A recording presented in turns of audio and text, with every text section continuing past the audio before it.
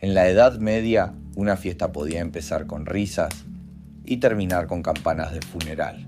No había música sin sudor, no había brindis sin saliva compartida, no había celebración que no dejara un eco invisible, el de la peste caminando entre la multitud.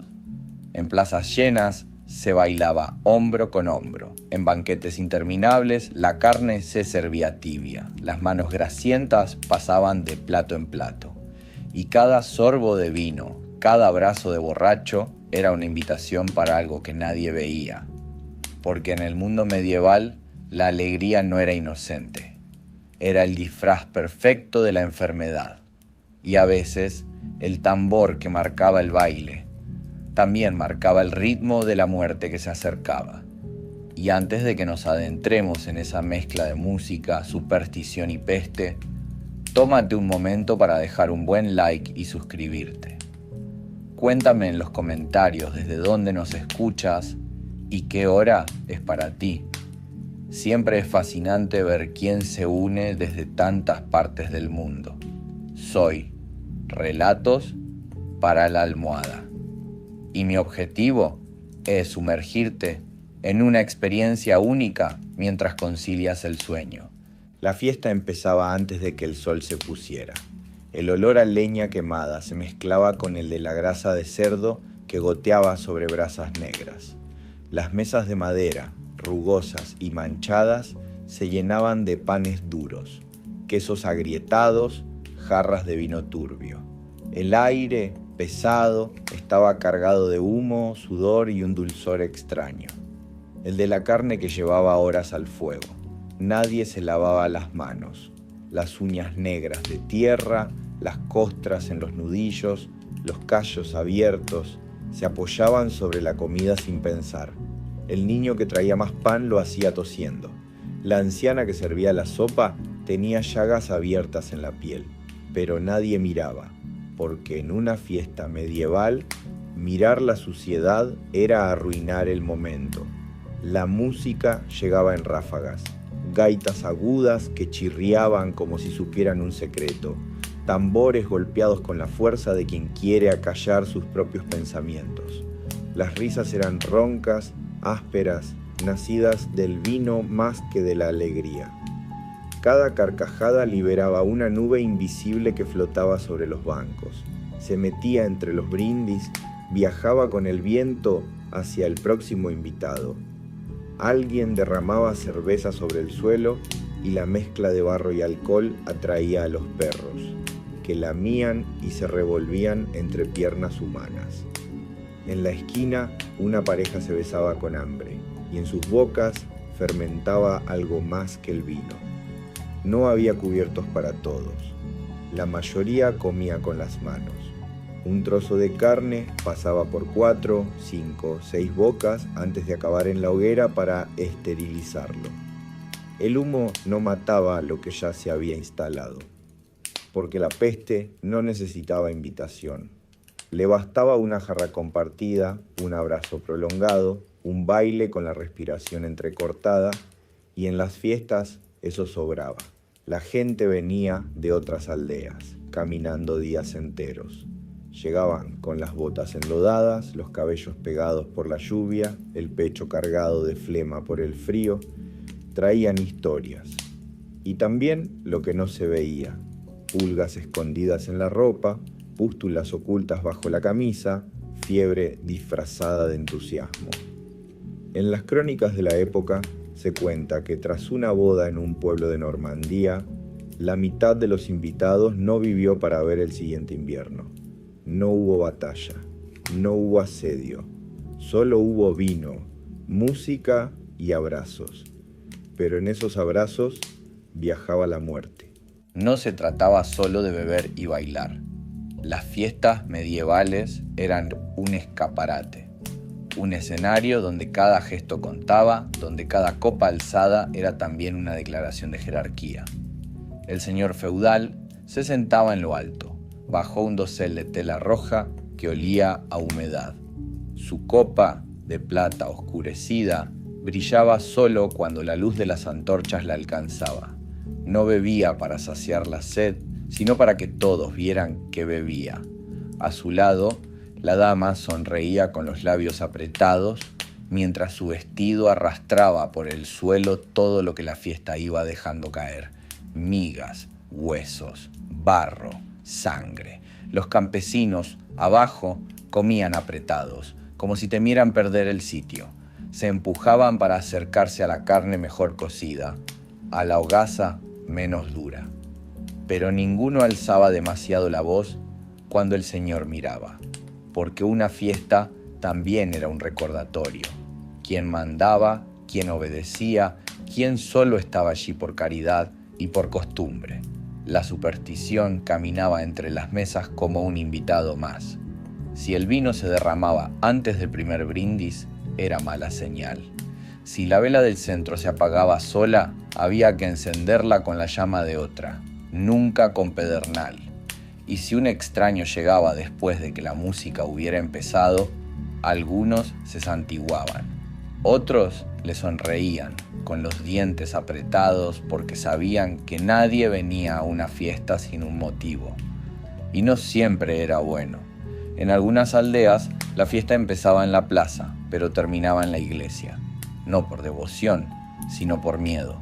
Después del último baile, la gente encendía cirios, pedía protección contra la fiebre y dejaba ofrendas.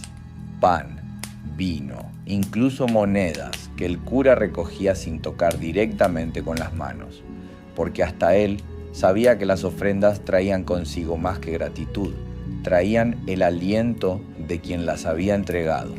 La ironía era brutal. Esas reuniones, hechas para honrar la vida, para olvidar el hambre y la guerra, eran las mismas que abrían la puerta a la enfermedad. Y lo sabían, pero nadie dejaba de ir. ¿Cómo negarse a una boda, aunque supieras que el novio tosía desde hacía días? ¿Cómo faltar a la fiesta de la cosecha, aunque media aldea estuviera en cama? No era solo cuestión de celebración, era supervivencia social. No asistir podía significar quedar fuera del intercambio, del favor, de la ayuda en tiempos de escasez. En la Edad Media, no ir a la fiesta podía matarte tan rápido como ir. Por eso, aun cuando en los caminos se hablaba de la peste, aun cuando los monjes escribían sobre ciudades enteras vacías, el sonido de una gaita y el olor a pan fresco eran más fuertes que el miedo. En esas noches nadie quería pensar en la muerte, pero la muerte siempre estaba sentada a la mesa. En los libros viejos hay fechas que parecen inocentes: una boda en verano, una coronación en invierno, una feria de otoño. Pero si sigues leyendo unas páginas más, siempre aparece lo mismo: tos, fiebre, silencio. El cronista de Florencia escribió que en el año 1373, después de una fiesta en honor al patrón de la ciudad, el aire se volvió pesado como humo y la gente empezó a caer como si hubieran bebido veneno. No había veneno, pero sí algo peor. El banquete se había servido en mesas largas, cubiertas de carne recién asada, pan recién horneado, copas rebosantes. Manos y bocas compartiendo platos y cucharas. Ni un gesto de duda, ni un miedo visible. Al tercer día, los músicos que habían tocado en la plaza estaban muertos. Al quinto, los recién casados. En Castilla, durante la feria de San Miguel, los comerciantes llegaban desde tierras lejanas trayendo telas, especias y ratas. Las fiestas duraban 3 días y las noches eran aún más largas. Pero entre los saludos y las risas viajaban pulgas invisibles que no conocían fronteras ni lenguas. La gente decía que era un castigo por la avaricia. Otros decían que era obra de brujas que habían pasado entre la multitud soplando maldiciones. Nadie señalaba a los barcos ni a los mercados, porque admitir que el comercio traía riqueza y muerte era un pensamiento demasiado incómodo. En Borgoña, el año 1410, un torneo caballeresco reunió a nobles de media Europa. El rugido de los caballos, el choque del acero, las cintas ondeando en las lanzas, todo era un espectáculo para los ojos y un imán para la gente. Las gradas rebosaban, las tabernas no daban abasto, y cuando el campeón fue coronado, con las manos todavía ensangrentadas de su última justa, todos quisieron tocarlo. Ese contacto tan breve fue suficiente. A los pocos días, los escuderos empezaron a enterrar cuerpos en silencio antes del amanecer para que el mercado no se vaciara de clientes. Los monjes, que observaban todo desde las sombras, tomaban notas, no de las victorias ni de los banquetes, sino de los síntomas: hinchazones negras en el cuello, piel que se tornaba gris, ojos vidriosos que parecían mirar a otro mundo, y escribían una frase que se repite en tantos manuscritos que parece un eco: la alegría abrió la puerta, y la muerte entró bailando. Pero nadie dejaba de bailar, porque en el fondo, en la Edad Media, vivir era ya un acto temerario. En los torneos de la Borgoña del siglo XV, la fiebre no estaba en las apuestas, estaba en el aire. El polvo que levantaban los caballos se mezclaba con el aliento de miles. El público se empujaba para ver de cerca, para recibir una astilla de lanza como recuerdo, para tocar la sangre fresca del vencedor. El campeón, orgulloso, saludaba con guante y sonrisa, pero esa sonrisa, sin saberlo, ya estaba firmando condenas.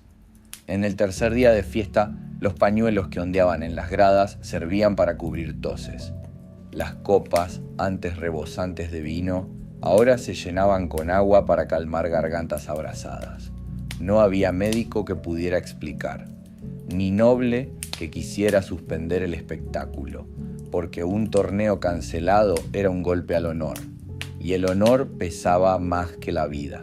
Las primeras tumbas se cavaban de noche, se cubrían rápido, sin velas, sin rezos. Se decía que era por discreción, pero todos sabían que era por miedo.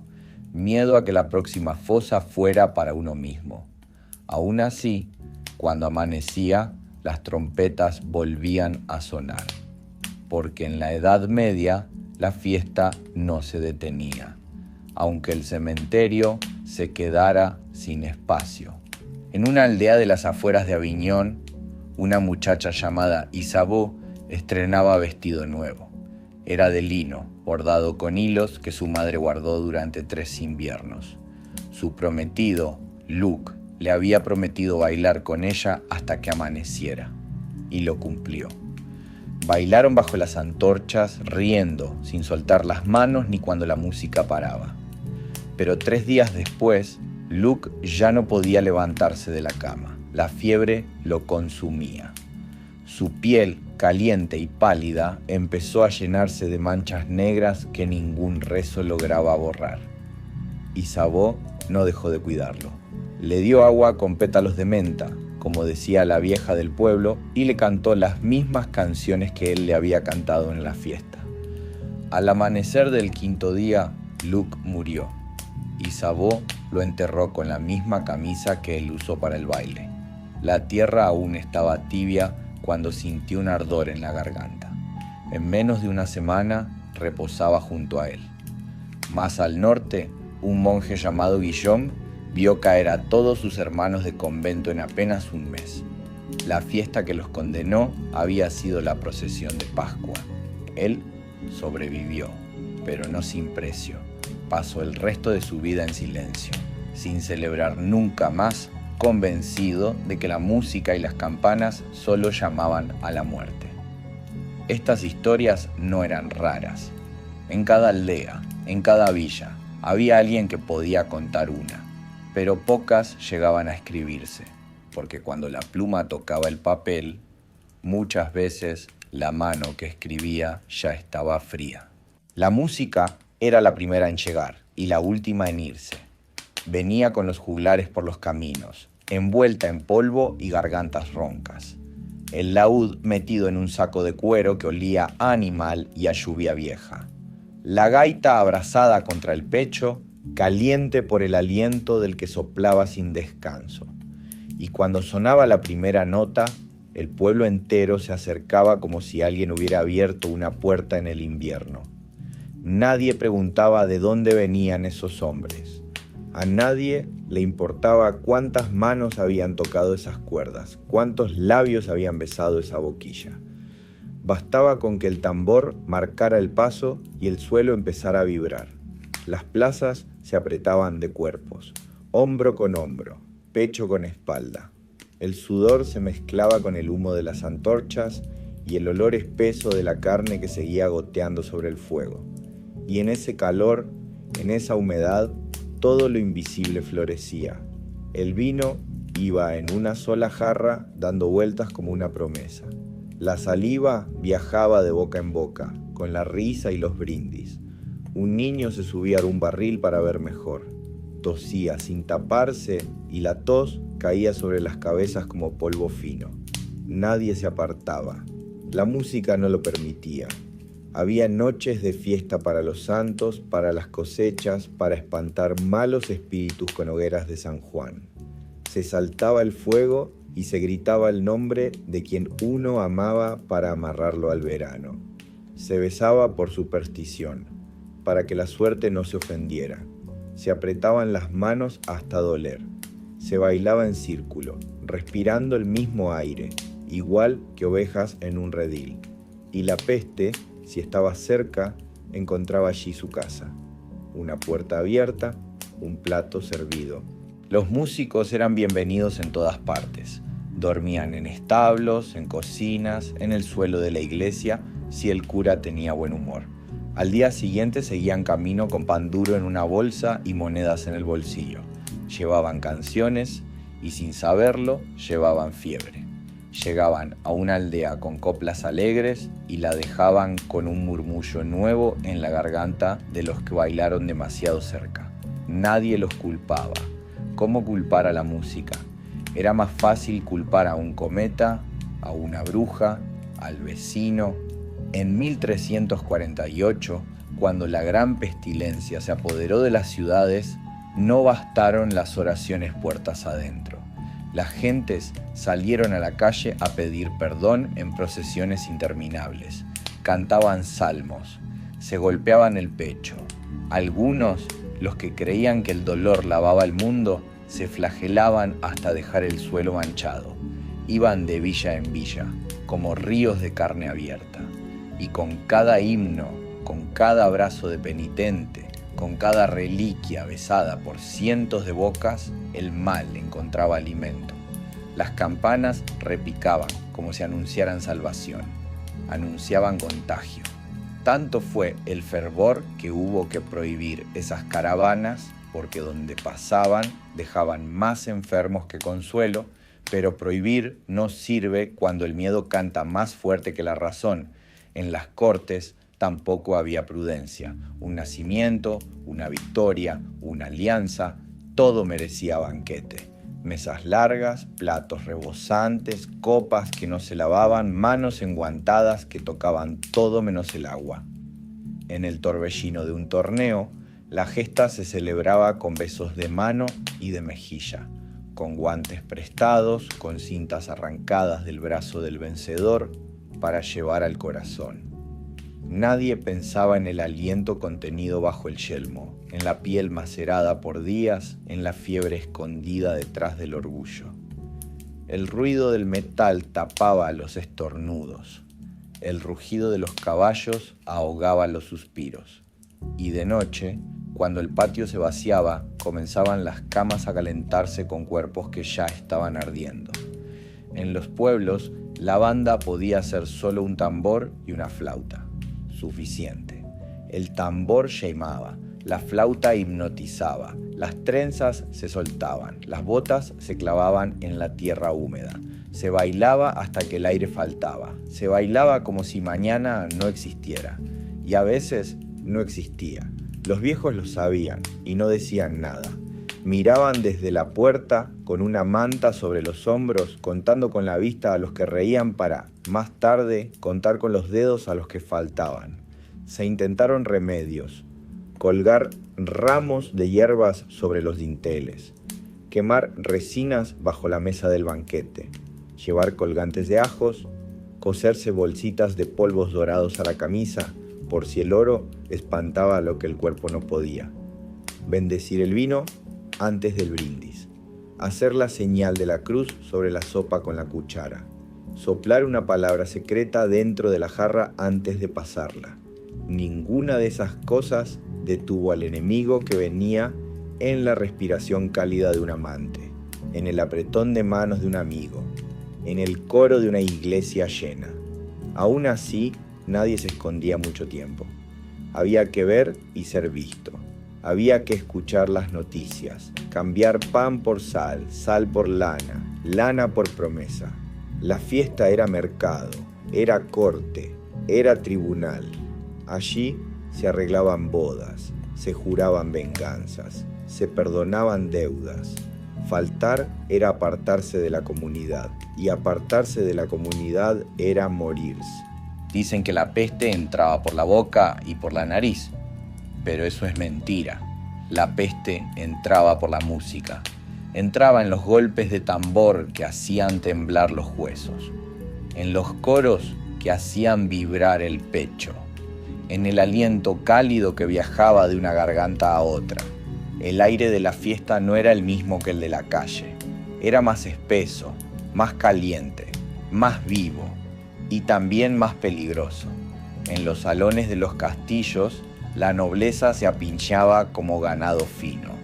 Las damas lucían vestidos que habían pasado por manos de decenas de criadas, cada puntada impregnada de sudor y perfume barato. Los caballeros, con las mejillas rojas por el vino, compartían copas que jamás se enjuagaban. Entre canción y canción, los juglares pasaban su laúd, y con él las huellas invisibles de cada dedo enfermo. Afuera, en los mercados, no había menos riesgo. Los puestos se agrupaban como dientes podridos en una boca pequeña. El carnicero cortaba un trozo de carne con la misma mano con la que un momento antes había contado monedas. La anciana que vendía hierbas te ofrecía un manojo y te rozaba la palma con los dedos manchados de tierra y algo más. Un niño corría entre la multitud, tosiendo, y su tos quedaba flotando sobre las cabezas como un incienso torcido. Y cuando el sol caía, comenzaban las hogueras, no las de sanación, no las que limpiaban, sino las que llamaban a todos a acercarse más. Era en ese círculo donde el mal se sentía cómodo, donde encontraba piel caliente, sudor fresco y la perfecta excusa para pasar de un cuerpo al otro sin que nadie lo notara. En las aldeas se repetía el mismo patrón. Llegaba un forastero con un violín y al poco ya estaba la plaza llena. No importaba si cojeaba, si tenía fiebre o si su piel estaba pálida. La música era un salvoconducto y nadie lo detenía para preguntarle de dónde venía o qué traía escondido en la sangre. El invierno, que debería haber cortado el paso a las enfermedades, era la temporada de mayor peligro. Las casas se cerraban, sí, pero para encerrar adentro la fiesta. Panes calientes sobre la mesa, gente cantando para espantar el frío, niños durmiendo sobre las piernas de cualquiera que los sostuviera. En ese calor cerrado, cada respiración era un regalo para la peste, cada carcajada una invitación. Hubo intentos de advertencia, se prohibieron ferias en tiempos de peste, se mandó cerrar tabernas, pero las órdenes se evaporaban como el vapor del vino caliente. Bastaba una boda, un nacimiento, una victoria en batalla para que todos olvidaran el miedo. La música volvía a sonar y con ella la sombra que siempre esperaba su turno. El mal no venía solo. Traía consigo un murmullo, el mismo que escuchaban los monjes en los claustros cuando alguien caía enfermo después de una festividad. Lo llamaban el eco del pecado. Decían que Dios castigaba la alegría excesiva, pero no era Dios. Era la respiración de cientos, mezclada y vuelta a veneno. Era el beso en la mejilla, el vino derramado, el pan partido con manos que no conocían el agua. Por eso, Aunque nadie lo decía en voz alta, los viejos empezaron a ver las fiestas como un mal necesario. Un placer breve, seguido de cuentas largas, y se quedaban en las puertas, mirando, sin bailar, sin cantar, como si supieran que esa música no solo llamaba a los vivos. Con el tiempo, las epidemias aprendieron a disfrazarse mejor que cualquier bufón. Ya no entraban con estrépito, como un ejército de moscas sobre un cadáver. Llegaban vestidas de seda, con cintas en el cabello, con la sonrisa de un viejo amigo que te pide un abrazo. En las cortes, los banquetes eran un catálogo de oportunidades para la muerte. Una mesa larga, cubierta con manteles bordados, platos de madera pulida o plata gastada, y en cada borde restos de saliva que nadie veía. Se servía carne de caza aún sangrante, pan amasado por manos que venían de limpiar letrinas, quesos que habían dormido junto a ratas y vino que había pasado por más bocas que un secreto peligroso. El problema no estaba en la abundancia, sino en la forma en que la abundancia se compartía. El cuchillo que cortaba para uno, cortaba para todos. La jarra que servía a un invitado seguía de mano en mano, y cada sorbo era un pacto invisible con lo que vendría después. Los campesinos no eran distintos, solo más sinceros en su descuido. En las ferias, los cerdos vivos caminaban entre los compradores dejando sus huellas de barro y estiércol sobre los pies descalzos de los niños. El carnicero, con los brazos manchados de sangre, agarraba a tu hijo por la cabeza para saludarlo, y todos reían, sin ver el hilo invisible que unía ese gesto a la próxima fiebre. Cuando llegaba la temporada de vendimia, era peor. Las uvas se aplastaban con los pies desnudos de decenas de hombres y mujeres, mezclando sudor, callos y heridas abiertas en el mismo jugo. Ese vino, que luego se servía en las fiestas, era un mapa perfecto para que cualquier enfermedad viajara sin pagar peaje. La gente creía que las plegarias y los amuletos los protegían. Una ramita de romero en el bolsillo, un crucifijo colgando del cuello, una oración rápida antes de beber. Pero la peste no temía a las palabras ni a los símbolos.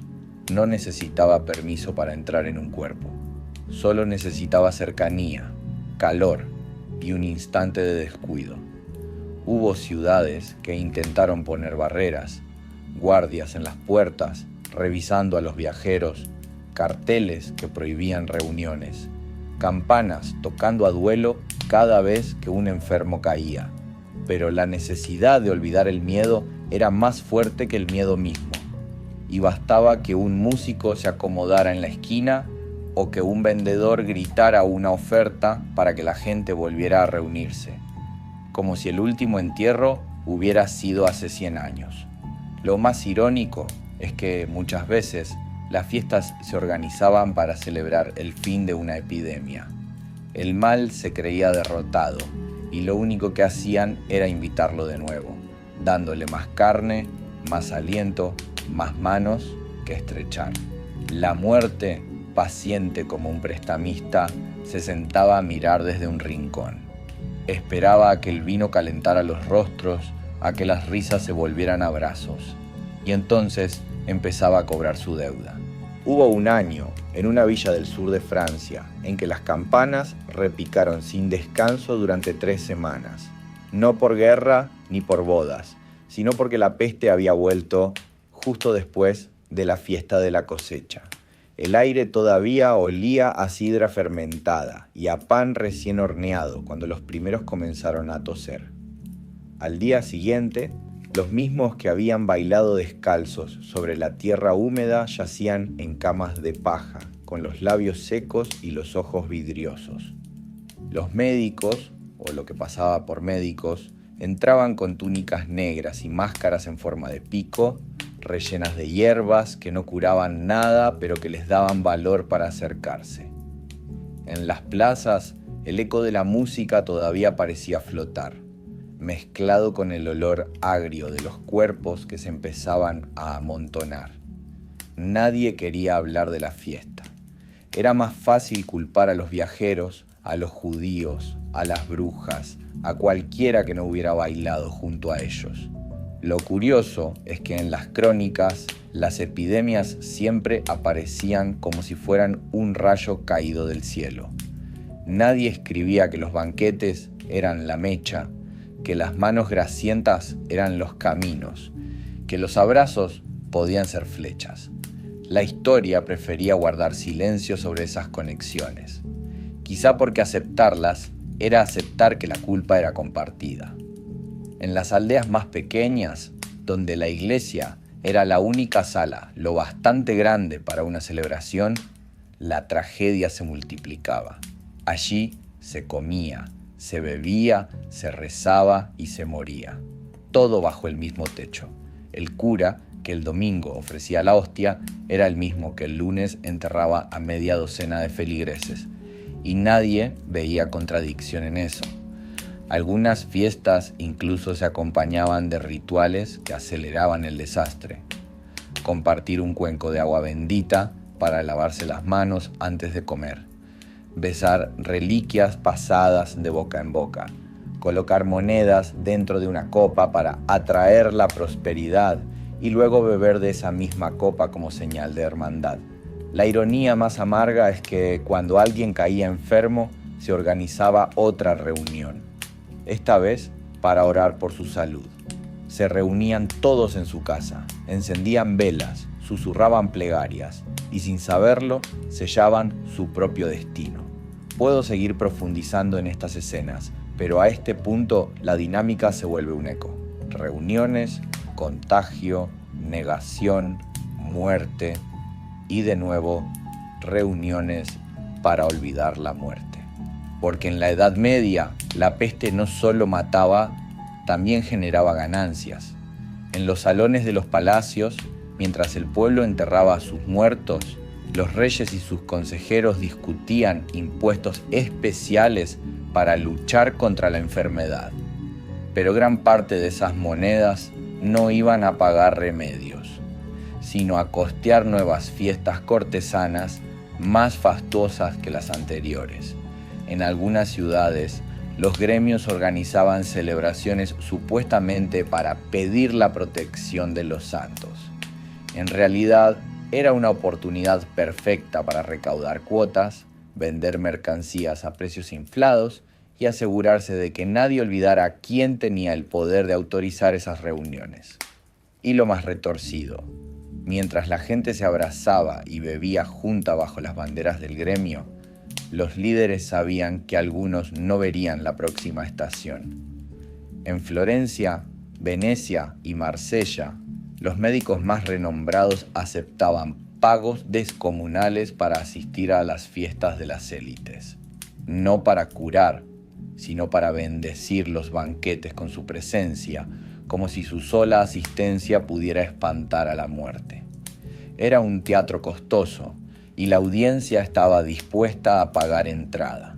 Incluso había una economía paralela, la venta de amuletos, brebajes y talismanes que prometían inmunidad a quien los llevara. Collares de ajo, bolsitas con polvo de hueso, cintas de colores que debían atarse al tobillo izquierdo. Todo tenía un precio, y en los días previos a las grandes fiestas, los vendedores hacían su agosto, aunque fuera enero. La paradoja era grotesca. Las mismas reuniones que alimentaban la peste también alimentaban a la economía de los poderosos. El miedo y la esperanza se vendían en la misma plaza, por las mismas manos que luego cavaban tumbas. Pero lo más inquietante no eran las monedas ni el comercio.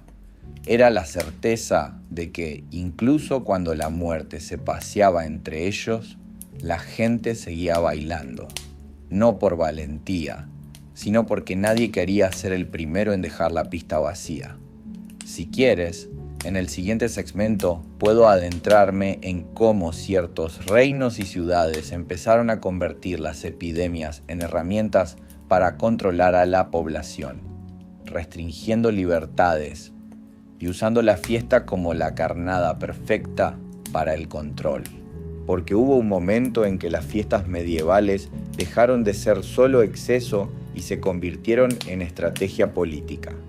Los reyes, duques y obispos entendieron que el pueblo hambriento, enfermo y asustado era mucho más dócil si tenía algo por lo que esperar.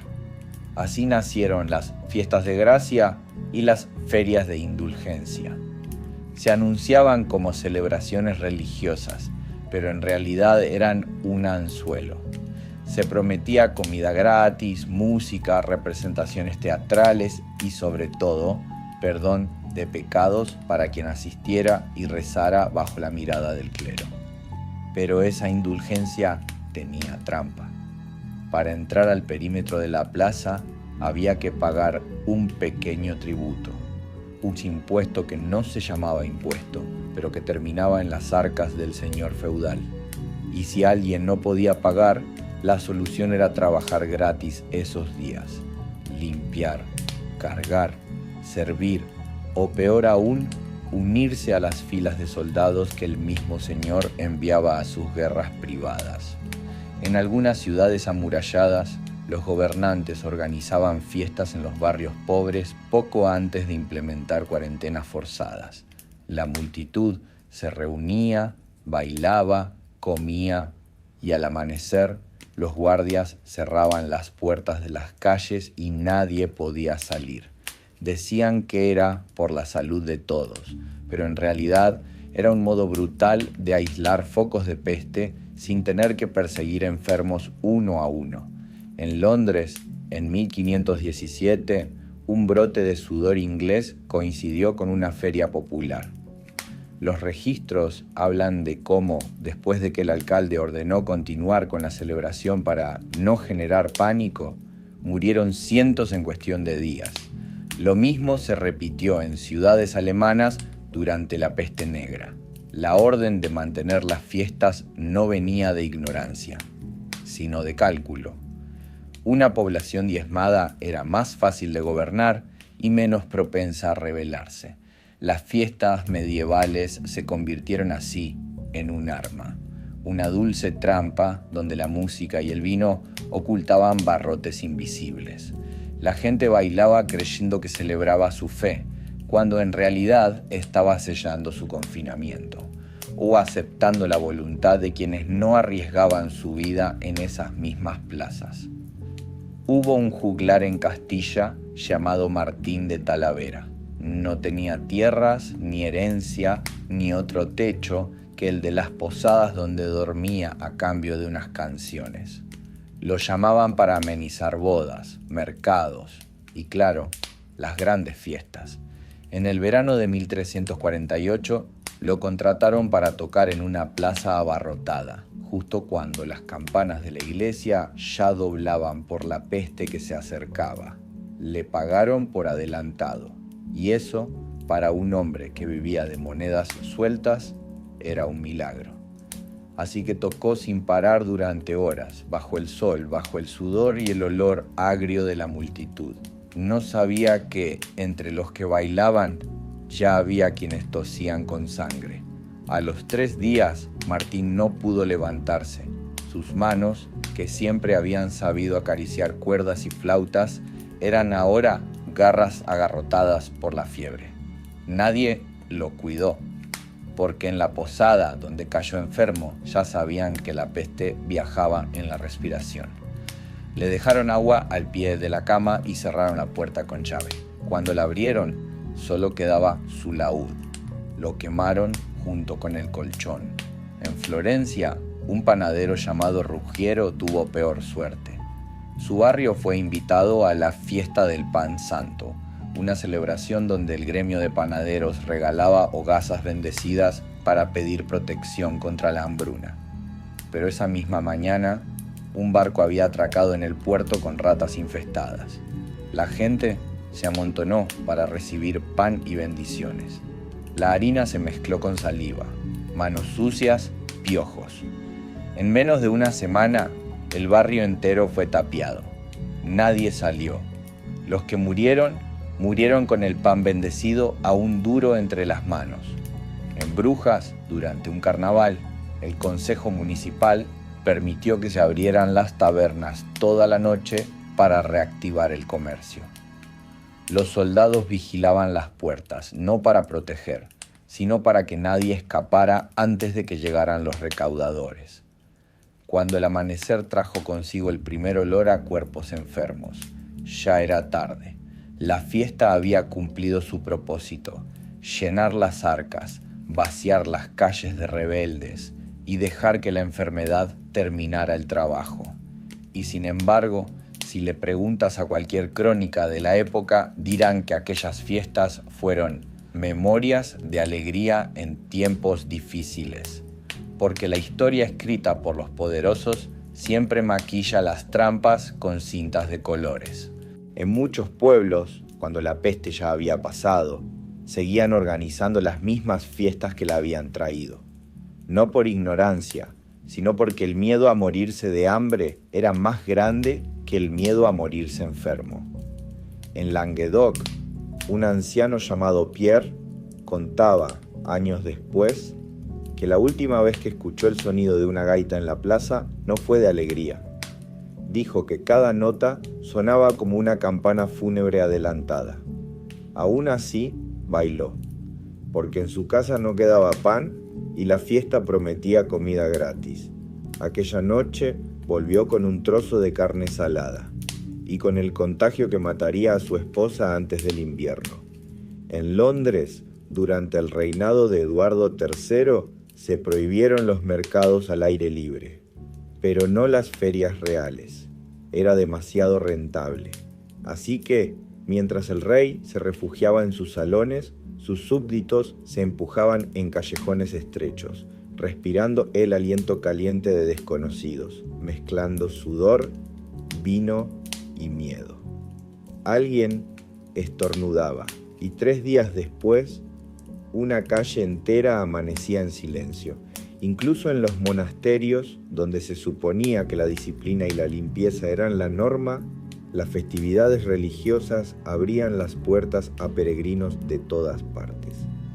Bajo los cánticos y el incienso, la enfermedad viajaba invisible, besaba las manos que se ofrecían en paz y se quedaba a vivir en los claustros, mientras las campanas tocaban para la misa y para los entierros. Pero la memoria, con el tiempo, suaviza las aristas. Hoy, muchos recordarán esas fiestas medievales por sus colores, sus canciones, sus banderines al viento. Pocos hablarán del olor a cuerpos apilados tras las murallas, del silencio de las casas cerradas, del sonido seco de las tablas que se clavaban en las puertas para que nadie saliera, ni entrara. Quizá la lección sea que el ser humano prefiere celebrar mientras se hunde que mirar de frente la ola que se acerca, o que siempre hemos necesitado la ilusión de que juntos, cantando, podemos engañar a la muerte aunque sea por unas horas. Así que, si alguna vez caminas por una fiesta en una plaza antigua y notas un aire extraño, un olor dulce que no viene del vino, recuerda que ahí, hace siglos, las risas también fueron el preludio de un silencio largo. Antes de que cierres los ojos esta noche, suscríbete y acompáñanos en el próximo relato, porque la historia, cuando se cuenta así, no siempre ayuda a dormir, pero nunca se olvida.